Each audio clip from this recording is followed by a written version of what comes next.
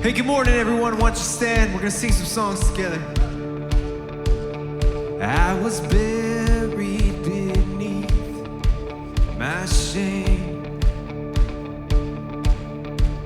and who could carry that kind of weight? It was my doom till I met.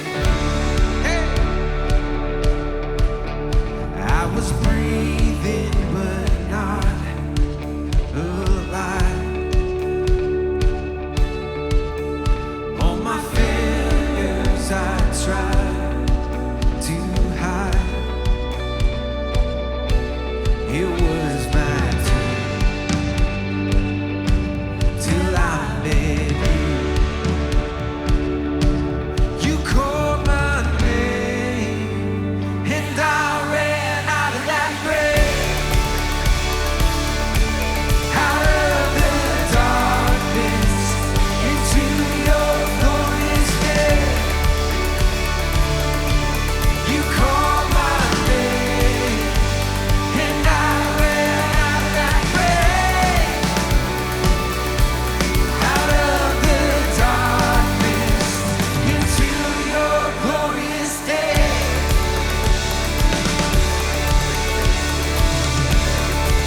His mercies are new, come on. Now your mercy has saved my soul. Now your freedom is all that I know. The old they knew Jesus when I met you. You called my name and I ran out of that grave, out of the darkness into your glorious day. You called my name and I ran out of that grave, out of the darkness into your glorious day.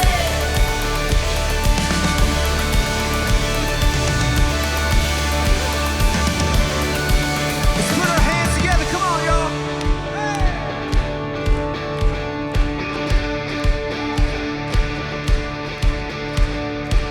I needed rescue, my sin was heavy. The chains break at the weight of your glory.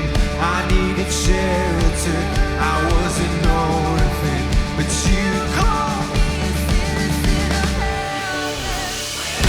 broken. You were my healing. Your love is the air that I'm breathing. I have a future, my eyes are open, 'cause when you call my name, I ran out of that grave, out of the darkness into your glorious day.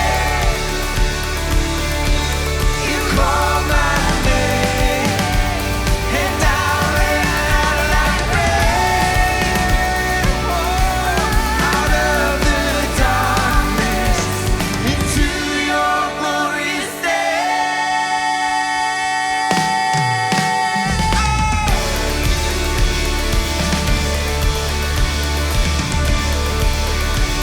into your glorious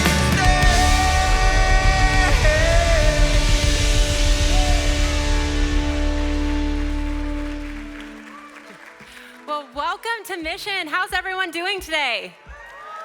Awesome. Well, hey, you guys, summer is officially upon us. It is hot outside. The kids just got out of school, but have you noticed that in the stores, back to school supplies are already there? Can you believe that? Normally, I'd be a little bit bothered by that, but I'm actually not bothered by it at all, and here's why. It is perfect timing.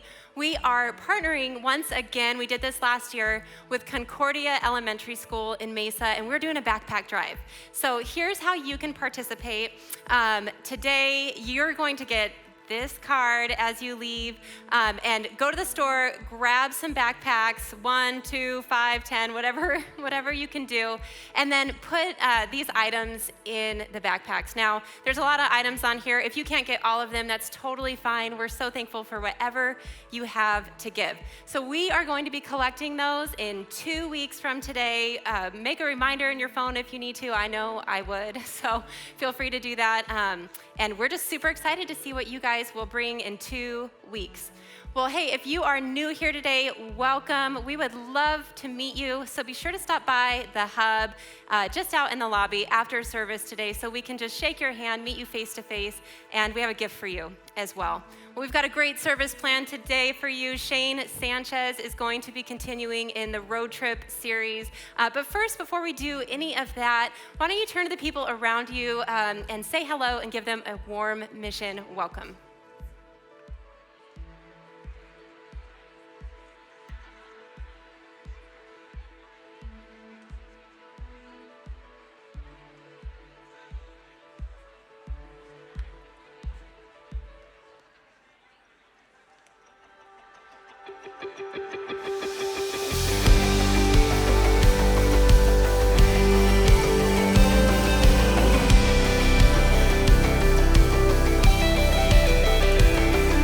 He's coming on the clouds.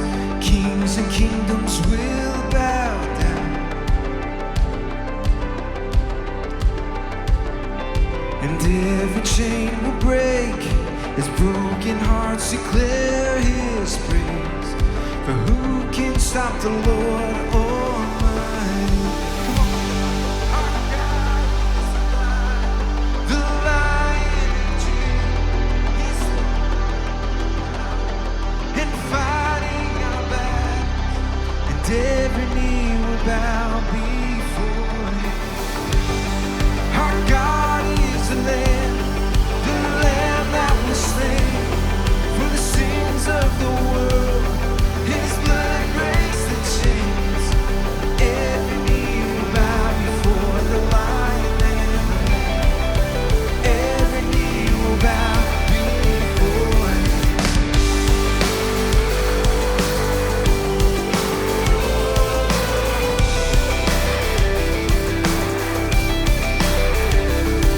So open up the gates, make way before the King of Kings.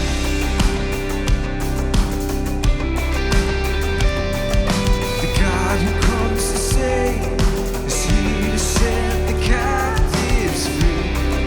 But who can stop the Lord Almighty? Our God is alive, the Lion of Judah. He's roaring with power and fighting our battles. Every knee will bow before Him. Our God is the Lamb that was slain for the sins of the world. His blood breaks the chains. Every knee will bow before the Lion and the Lamb. Every knee will bow before Him. Who can stop the Lord Almighty? Who can stop the Lord Almighty? Who can stop the Lord Almighty? Who can stop the Lord? Oh, no one can. Who can stop the Lord? No one can stop our God. Who can stop the Lord Almighty? Who can stop the Lord Almighty? Who can stop the Lord? Our God is alive, the Lion of Judah. He's roaring with power and fighting our battles. Every knee will bow before Him.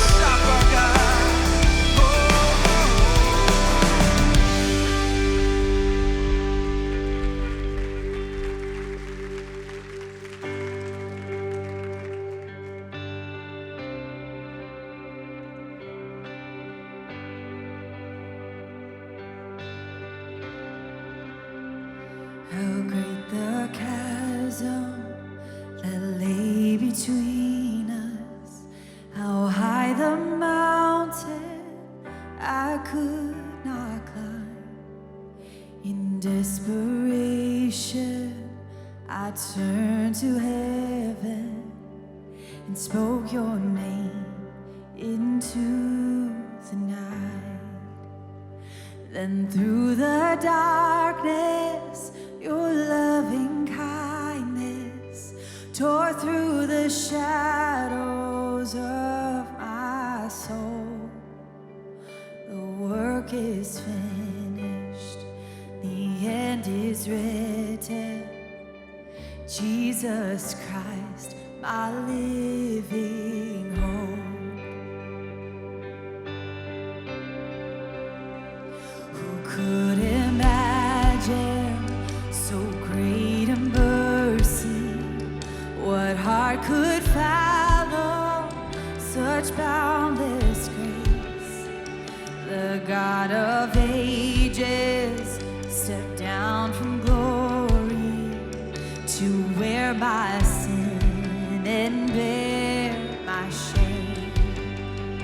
The cross has spoken, I am forgiven. The King of Kings calls me his own. Beautiful Savior, I'm yours forever.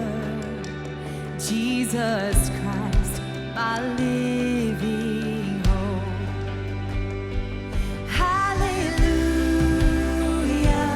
praise the one who set me free. Hallelujah,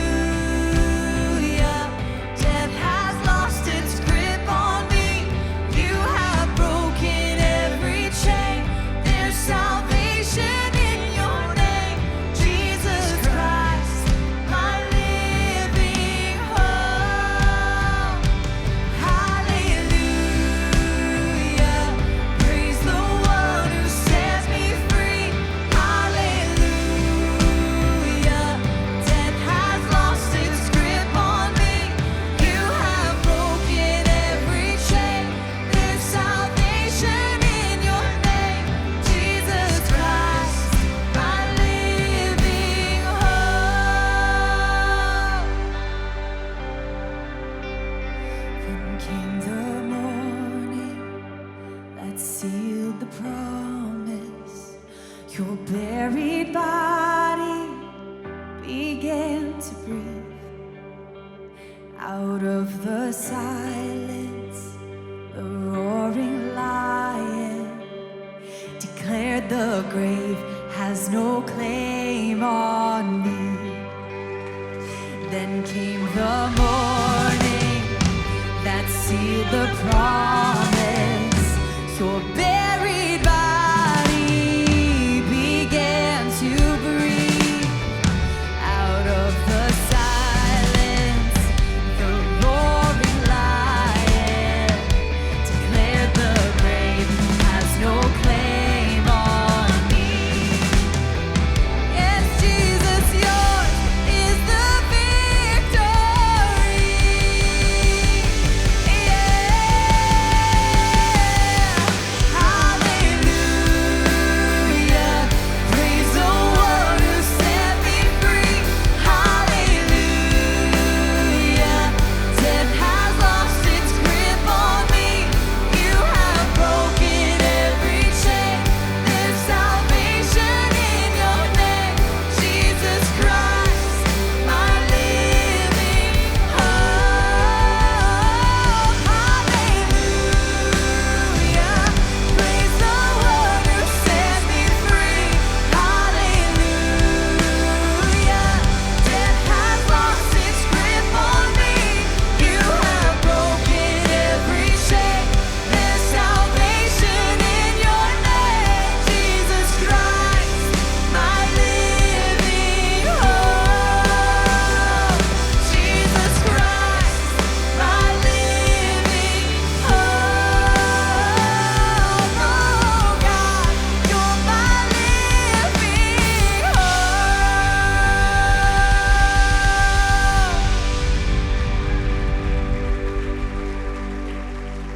What a truth to sing about this morning.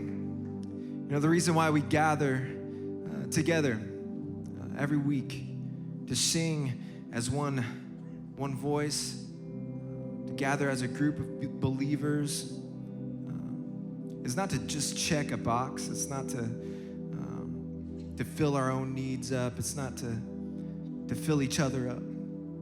It's to celebrate this God who gave everything for us, who gave everything that we might have a hope that lives beyond ourselves, beyond the things that we can do.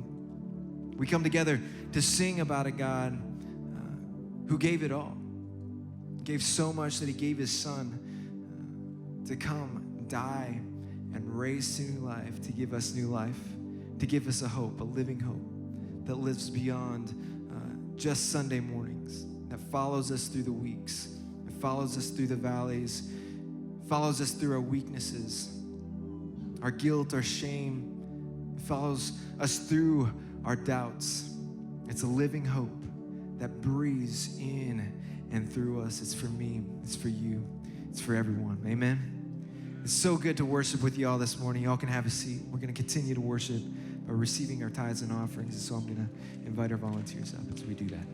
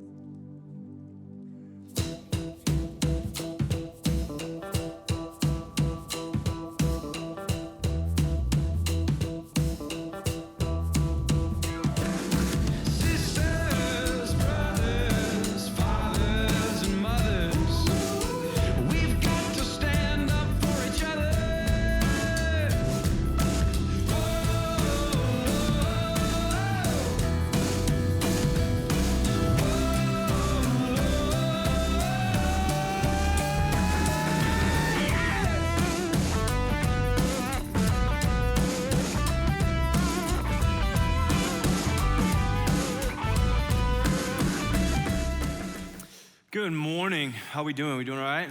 Yep.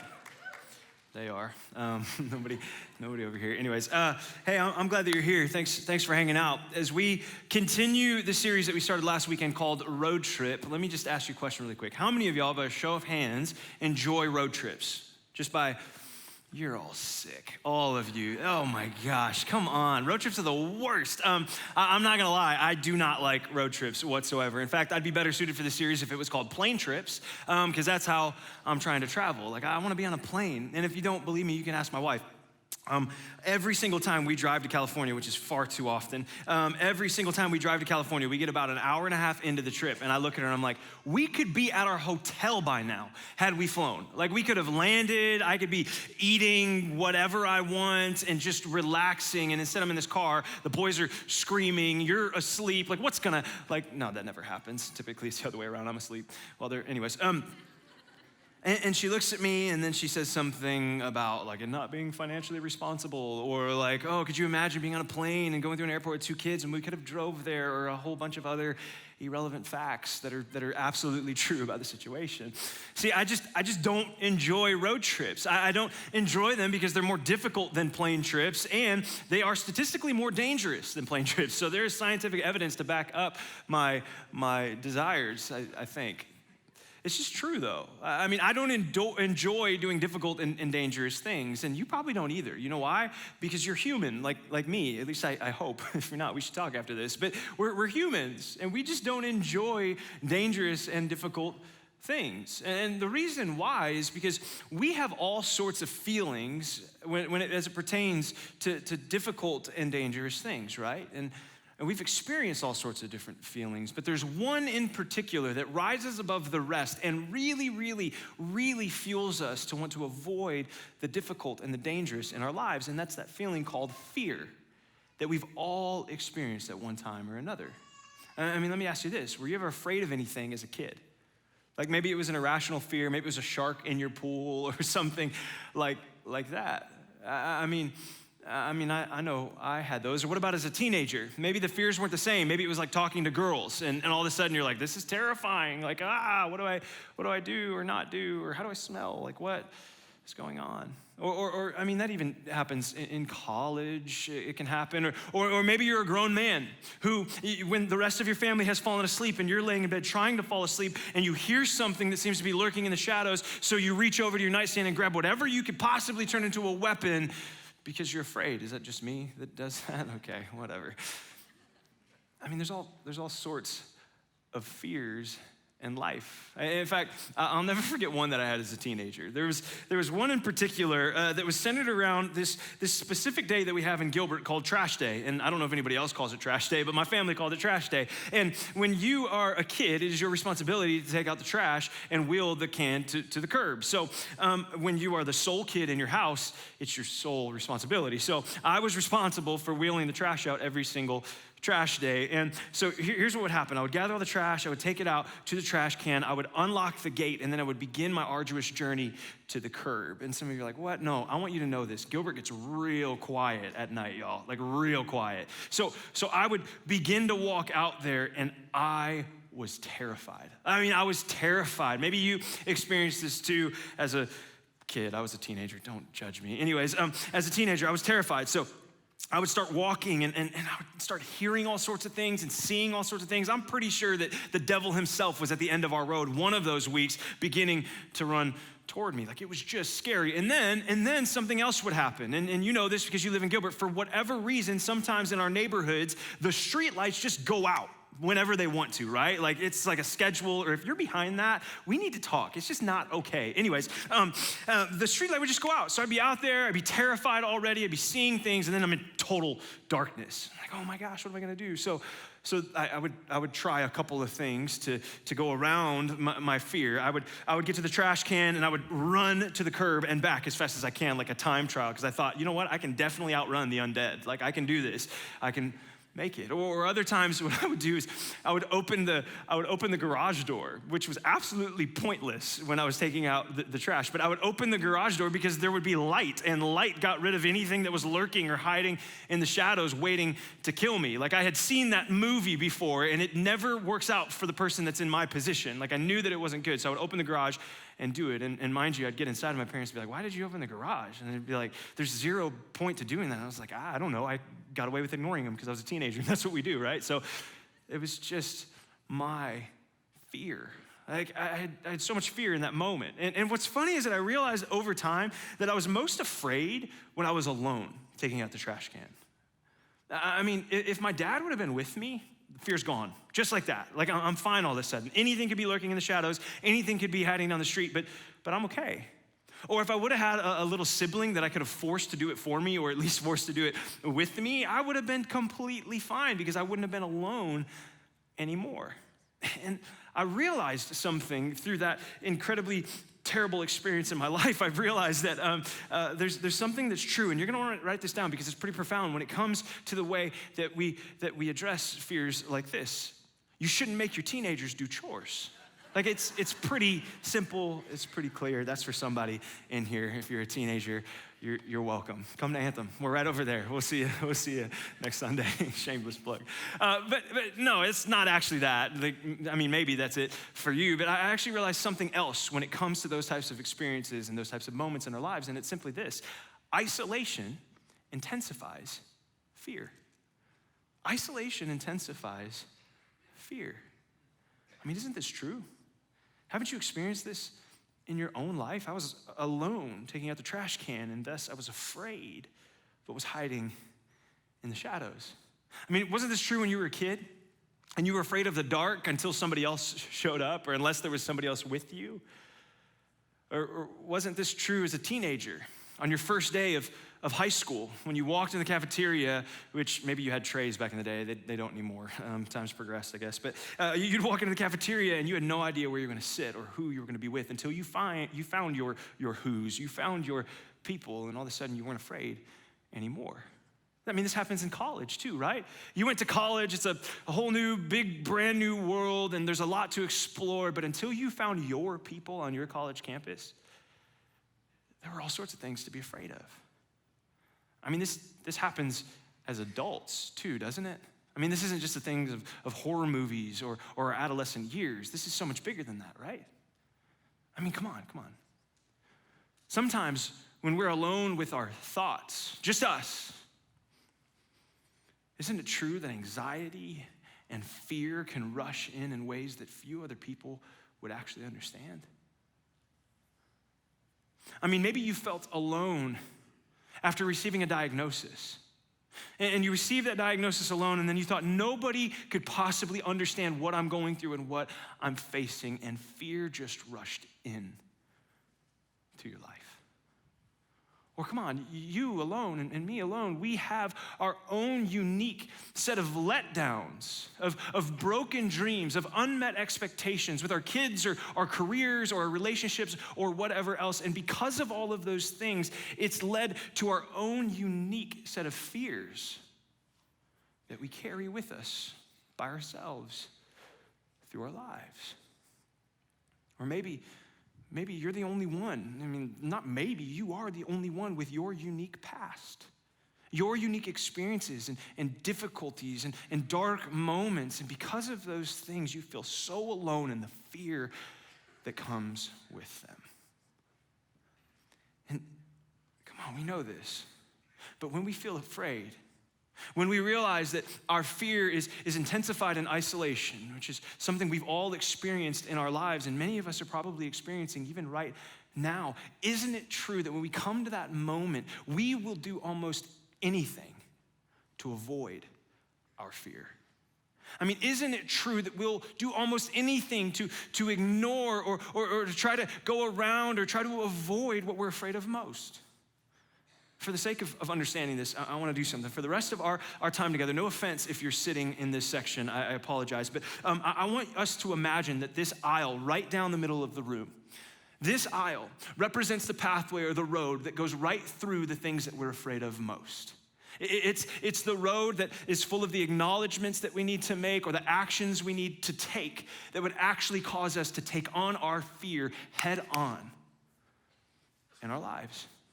Isn't it true that we'll do almost anything, or we have done almost anything to avoid going down that road, whether it's been 20 years or 80?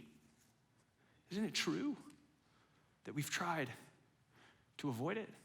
I mean, isn't it true that we often try to take the road that goes around our fear instead of the one that goes right through it?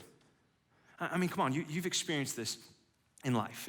If that's the road that goes through our fear and takes us through the things that we're afraid of most, that we despise and we don't want to acknowledge, isn't it true that in an effort to go around them, in an effort to find an easier path, an easier way, isn't it true at times that we've went around our fear by trying things like, I don't know, more and more self-help advice or tactics?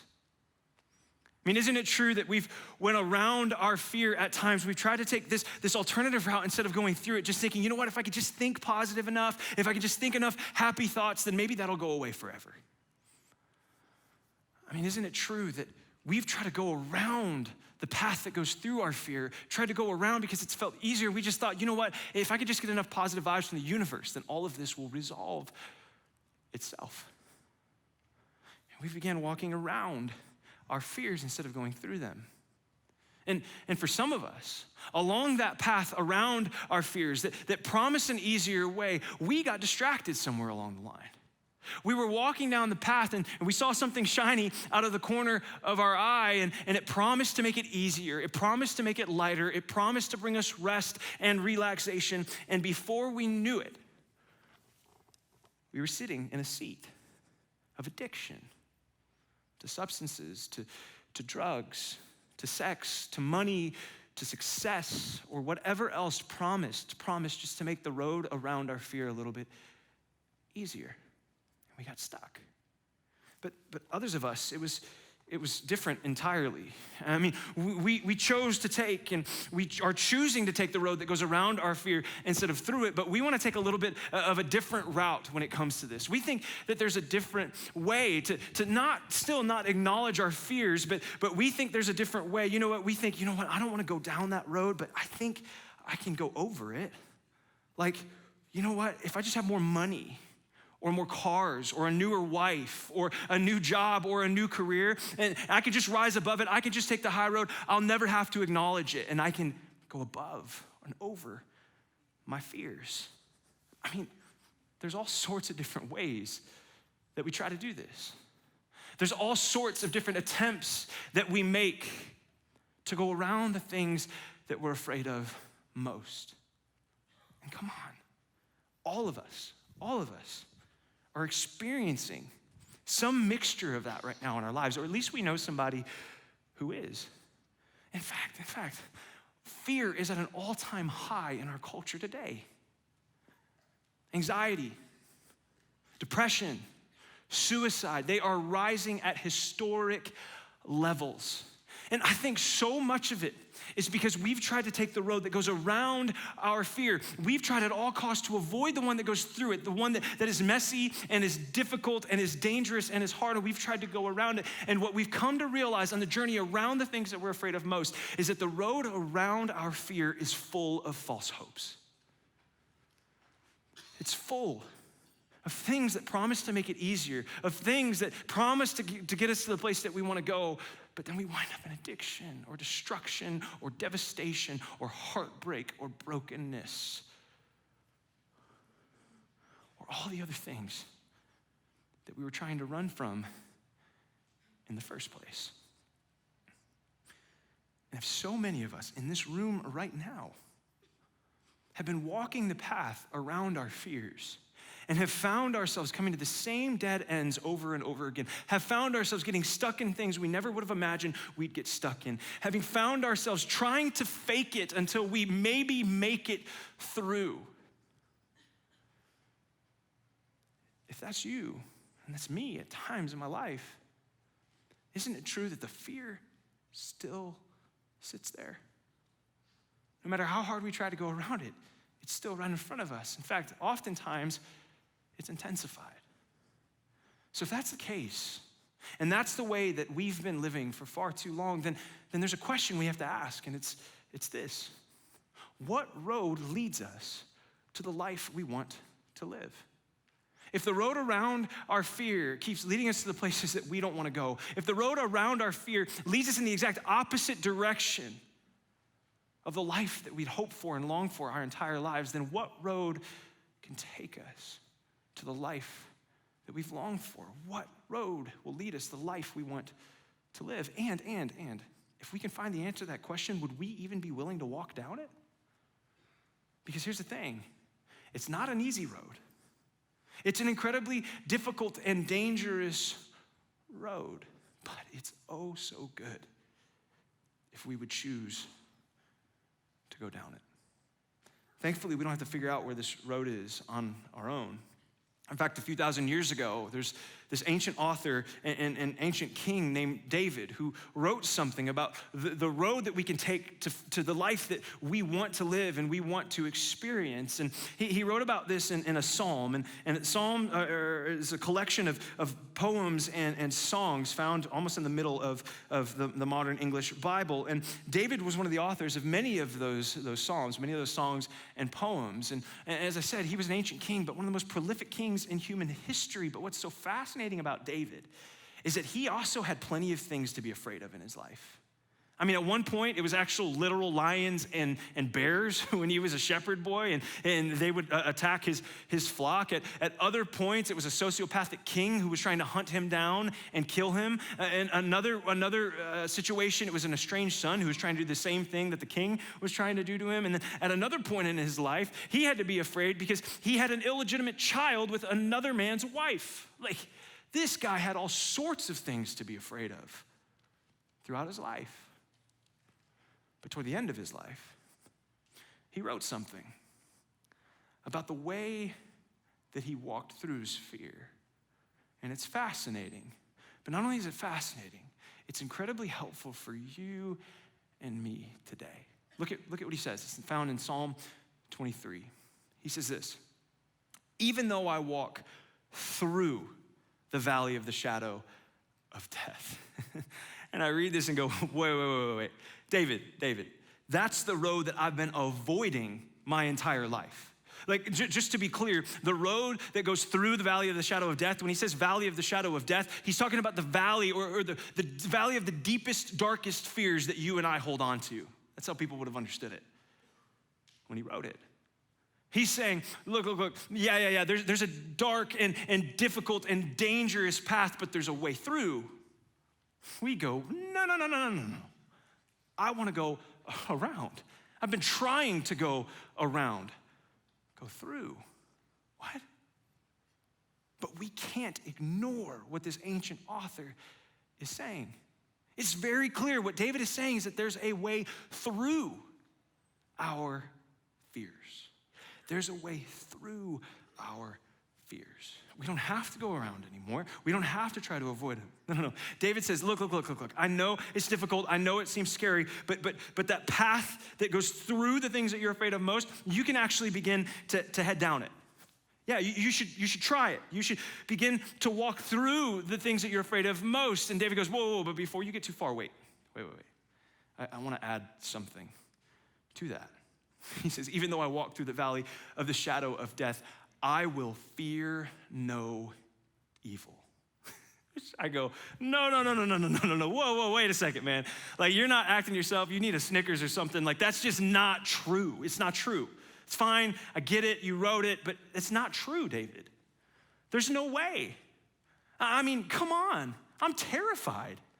The path through my fear is full of all the things that I've been trying to avoid my entire life. The things that scare me the most, the things that I've tried to tuck down and ignore and get around for as long as I can remember. And you're saying that not only can I go through them, but if I go through them, I don't have to be afraid? No, false, not true. It's not true. I mean, how many of us have sat at this exact place in our lives?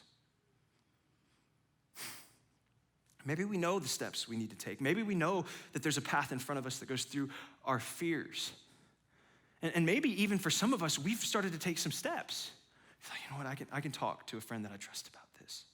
You know, and I'm just gonna actually start thinking about this thing that I've tried to ignore for a really long time. You know what, I think I can confide in my spouse. Like maybe they'll understand. And maybe we started taking steps through the valley of our deepest, darkest fears. But before we knew it, we started hearing all the things that were lurking and hiding in the shadows. Before we knew it, when we started taking these steps, we started hearing things like, you're never gonna make it. Just give up. You can't do this. It's not worth it. You're not worth it. Life's not worth it. You'll never be okay. And we said, you know what, I can't do it. I can't do it. And we went back to going around. We went back to avoiding. See, when we try to walk this path alone, we already know that isolation intensifies fear. So we get down this path and we know we just can't do it. It's too scary, it's too hard, it's too difficult. Because the reality is, you and I cannot overcome fear on our own. We can't. It's too hard. Some of us have tried and realized that firsthand. I've tried and realized that firsthand. So David, how did you do it, man? I mean, you're saying that we can walk through the valley of the things that we fear the most and we will fear no evil, but that seems impossible. So what in the world makes it possible? How? How did you experience this in your life? He says, I'll tell you. He writes, he says, even though I walk through the valley of the shadow of death, I will fear no evil, for you are with me. God is who he's talking about. For you are with me, your rod and your staff, they comfort me. David goes, look. This isn't about you doing this by yourself. He goes, just start walking. Just start walking, and you'll realize that God is with you. You can't do it alone. You will be too afraid. You will fail if you try by yourself. You can't make it, but you don't have to try to figure it out by yourself because you're not alone. Just start walking through the things that you're scared of. Start walking through the things and the conversations and the decisions and the actions and the acknowledgments that you fear the most. And what we'll discover is that God is with us. And here's what's incredible. David uses this beautiful imagery.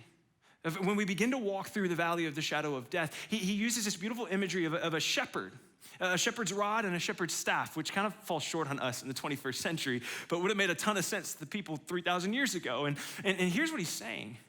When he says, your rod and staff, they comfort me. See, the rod was a tool used by the shepherd to defend the sheep from predators that were lurking in the shadow, waiting to pounce and attack. See, the rod represents God's protection. When we begin to walk through the valley of the things that we fear the most, God will protect us and it will bring us comfort. And then the staff represents direction. Because the shepherd would actually use the staff to pull in a sheep who was going astray a little bit and make sure that they stayed on path, or would use the staff to pull the sheep in close and to care for that sheep and to love that sheep. And David's going, look, I know it's hard. I know you don't want to do it. I didn't want to do it either. But what I discovered is that when I took the steps to walk through the valley of the shadow of death, through the things that I'm afraid of, God was with me, and his direction and his protection were guiding me and caring for me and comforting me the entire way. Come on. I think what David would want us to understand from his own life experiences and what he wrote a few thousand years ago is simply this. You and I, you can go through your fear because God is near. He's near. He's with you. It doesn't always feel like it. There's things still shouting and screaming for our attention and telling us we're not going to make it. But David says, no, you can make it because he's with you. Which, I mean, that's encouraging, right? At very least. I mean, I hear that, and I hope maybe for you, you feel encouraged or empowered to walk out of here and be like, okay, I'm gonna go do something difficult. Like, I'm gonna go do some more hard things, and this will be great. God's with me. But I don't know about you. I'm gonna be really honest with you. That sounds great in theory, but I stop and I go, David, it's still gonna be terrible, man. I mean, that's it. Just go, God's with you. Like, what? That's not enough. Could you prepare me a little bit better? Could you tell me what I'm gonna find on this road? Could you give me some travel tips to make this a little bit easier? I mean, David, what was it like for you when you decided to go down that dark and difficult path? It's like he goes, I mean, I don't know how else to explain this. It was kind of like this. He continues in the psalm, and he says, you prepare a table before me in the presence of my enemies. You anoint my head with oil. My cup overflows. Overwhelming and abundant blessing is what that refers to. He says, surely goodness and mercy shall follow me all the days of my life, and I shall dwell in the house of the Lord forever. Wait, what? So soon? I mean, I just started on the path. David goes, just walk. Just go. God's with you. His rod and his staff, they will comfort you. They will protect you, and they will direct you through life. And if you would just walk on the path, if you would just keep going, what you'll realize and what you'll experience is that you will arrive at a feast that God has prepared for you before you even know it. Look, and I think, no, David, there's no way. Like, it's too soon. To enjoy God's blessing, his goodness and his mercy and his love and his care and his comfort and direct. Like, I'm not good enough yet. I'm not fixed enough yet. I've still got more to deal with. I can still hear things shouting at me from the shadows. What do you mean? Enjoy a feast. And it's like God's going, look, I get it, but just sit down. Like, just sit down with me. I mean, you have to be exhausted from doing my job all of those days, weeks, months, years. Just sit and enjoy the feast. I know it was a little sooner than you expected. I know that it's been difficult and dark, but I've guided you, I've directed you, and I've protected you through those difficult steps to bring you to this, so just enjoy it.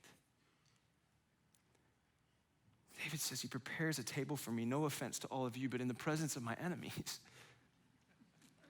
We sit here and it's like, God, I'm still scared. I can still hear them in the shadows.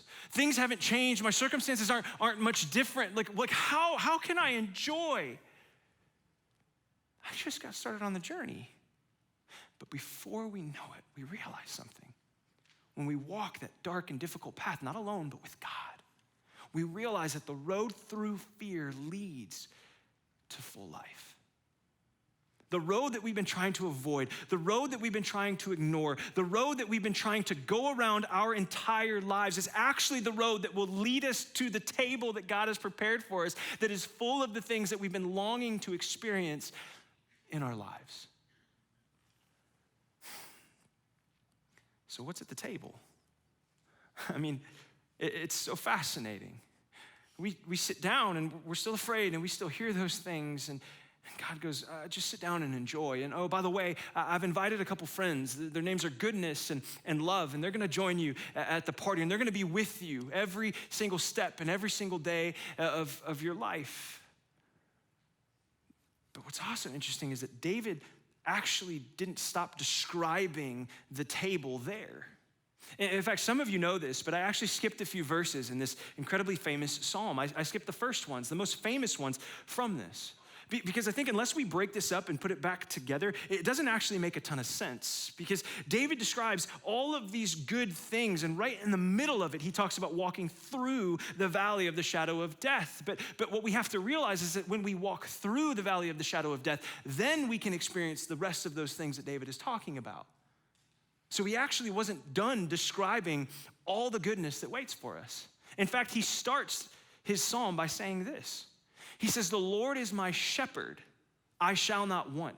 So when you sit at the table, when you walk with God through your fear, you won't need anything else because you'll have him, and that's all you need. He says, he makes me lie down in green pastures. He leads me beside still waters, representing peace and stillness and rest in our lives. He restores my soul. He leads me in paths of righteousness for his name's sake. That's why we can trust that this is true, that the feast is actually set and waiting for us, because it's not our reputation that's on the line, it's God's reputation that's on the line, and he will come through on what he promises to me and you. I know the path is difficult. The path is incredibly hard, but if we walk it before we know it, we arrive at a feast prepared for us. In fact, I've been experiencing this and learning this firsthand over the past couple years of my life.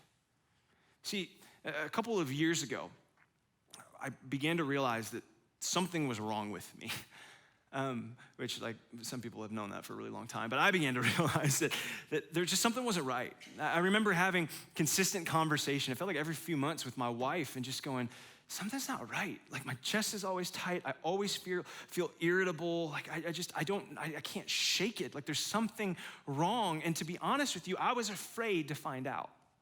I didn't want to know. I didn't want to know what was going on or what was happening, especially if I couldn't have control. And then last fall, all of that culminated in the first, and I believe and hope the very last panic attack that I've ever had. And I don't know if you've ever had one of those, but it kind of feels like you're dying, I think. Like, that's how I would describe it.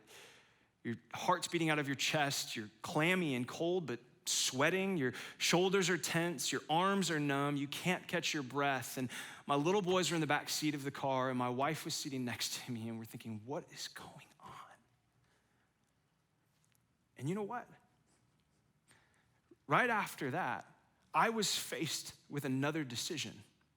Do I go around this fear and try to ignore it and try to deal with it on my own and try to figure it out? Or is it time finally to step through it?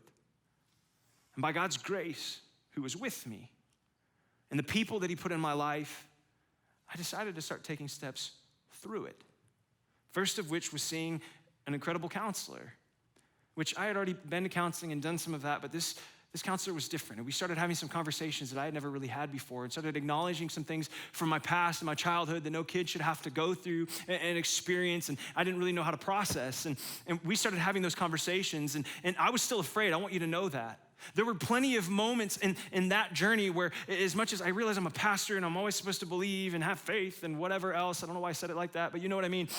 I realized, though, along that path that there were many times where I felt like God was not near to me because all I could hear were the voices of fear lurking in the shadows telling me, you can't do it, it's not worth it, you'll never be okay.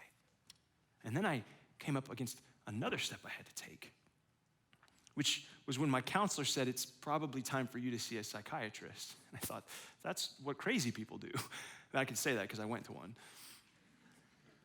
And then I took that step, and I got a diagnosis. It's like, diagnosis? What? And when that psychiatrist was able to look at me and give words and a name to something that I've dealt with my entire life, general anxiety disorder and obsessive compulsive disorder, which is not just like what you see on Big Bang Theory. It's much deeper and much darker and difficult than that. But when I got that diagnosis, I thought, okay, well, maybe God's with me in this too. Now I know what it is. Now I can start taking some steps forward. And then there was another fearful step, which was medication. Like, surely not medication. Like, I don't need that. People, no, that's not for me.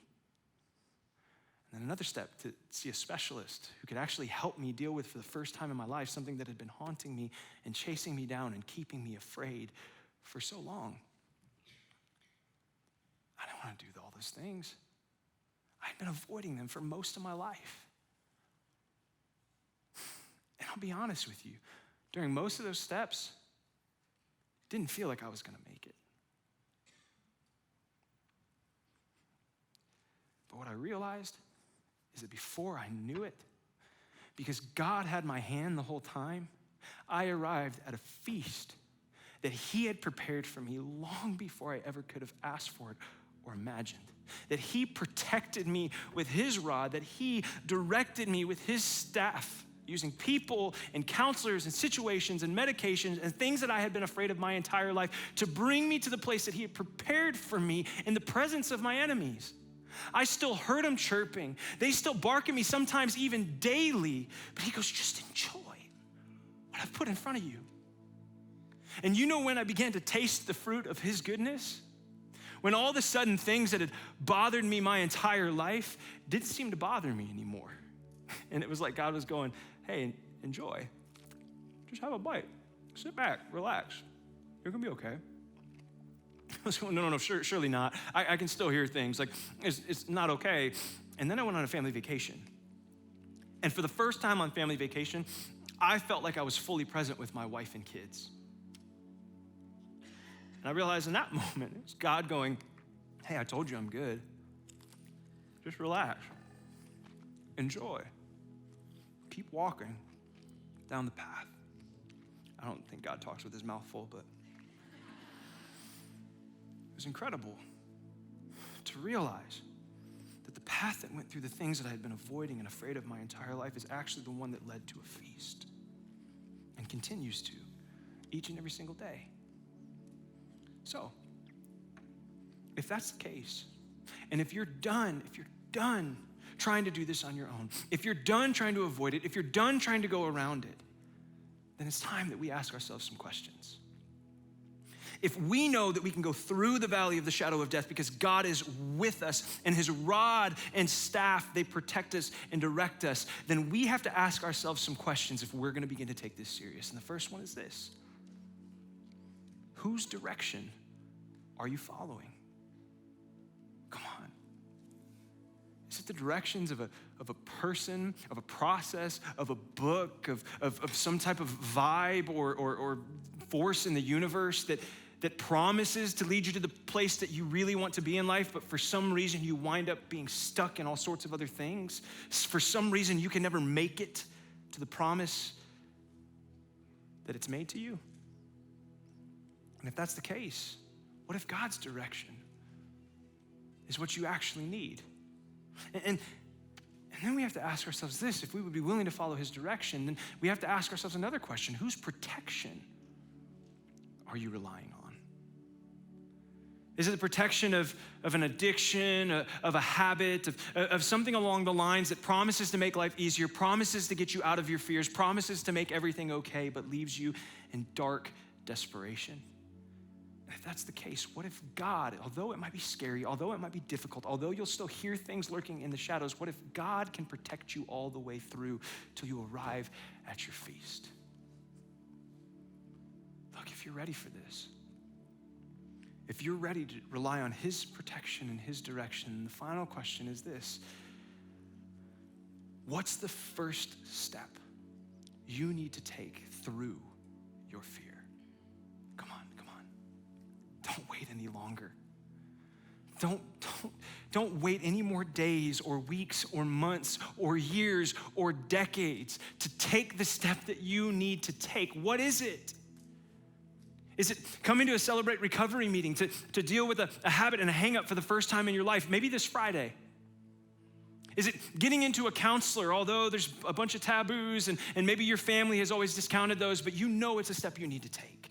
Is it seeing a financial advisor? Is it talking to your spouse openly and freely for the first time in years? Is it leaving your abuser? Is it sparing the life of your child? Or talking to somebody about a decision that you made that you so deeply regret, but God is with you and for you and wants to bring you to the rest and the peace and the love and the goodness that you've been longing for your whole life? Is it seeing a professional or maybe seeing a medical professional to begin to deal with some things that have been going on inside of you that you've yet to acknowledge? Look, I don't know what it is, but don't waste any more time. I know it's not a waste, but don't wait any longer. I mean, imagine if, as scary as the road is through your deepest, darkest fears, it's the road that leads you to the life that you've been longing for. Imagine if you choose to walk that road, not on your own, but with God, it begins to change generations of your family and of the future because you've decided to deal with something that nobody before you has. Imagine if the life that you've been longing to live is actually closer than you know, and it's just on the other side of the facade of your fears. What I began to realize is the things that I was afraid of most often weren't as scary as I thought. In fact, they tremble and shatter and crumble in the presence of an almighty and perfect God who is directing me and protecting me and who will direct you and protect you. You can be sure of that. And when you trust it, you arrive at your feast. So, the path is before each and every single one of us. Will you begin to step down the path that goes through your deepest, darkest fears, not alone, but with God, so that you can arrive at the feast that he's prepared for you? Let's pray together. Lord, thank you.